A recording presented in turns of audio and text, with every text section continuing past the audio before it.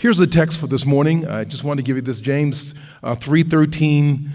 James, who, as you know, the half-brother of Jesus, the administrator of the church there in Jerusalem, working with Peter, he has a lot of crisp, wise words in the book of James. And these 5 chapters are filled with nuggets, and it seems very clear that James was one who read the book of Proverbs on a regular basis, because so many of his statements are just appropriate little summations of wisdom in the book of James. And here's one in James 3:13. Who is wise and understanding among you? So he throws out a question to get you thinking, who is a wise person and who is understanding? And now he goes on to answer his own question by describing to you the person that he believes is wise and who has understanding. Let him show by good conduct that his works are done in the meekness of wisdom. So he makes it clear, good conduct, good relating one to the others, that their works are done in meekness, humility, of wisdom. But here's another translation that I think is very well too. In short, he says, a person who lives well, who lives wisely, and they live humbly. Meaning well, they're appropriate, whatever is appropriate in your situation. In every situation, every context is different. You have to figure out what is well at AUA on this September 1 in 2020. And by the way, speaking about 2020, this is the only time in your history that you'll ever have double digits like that. You won't have 1919 or 2121. 2020 is a unique year in many respects. So live well in 2020, he says. Just think about what is well. Today, this week, right here now, live wisely.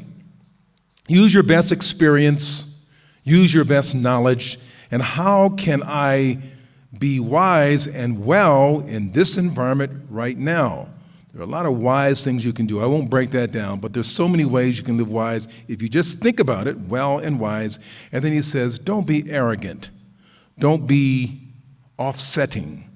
Don't be too big or too proud or lifted up. He says, be humble, be submissive, being willing to work with others and to be patient and giving and trusting. James says, that's the way. That's the person who's wise and understanding. It's the way you live, not the way you talk, that counts.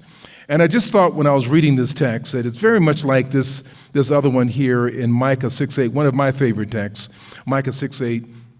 Very similar to what Micah was saying, act justly, love mercy, and walk humbly.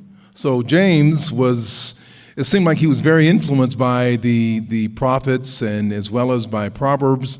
And so just act justly, treat people, do the just thing, the right thing, and show love and mercy toward one another, whatever way you can in your interactions, as you come back, as you settle in.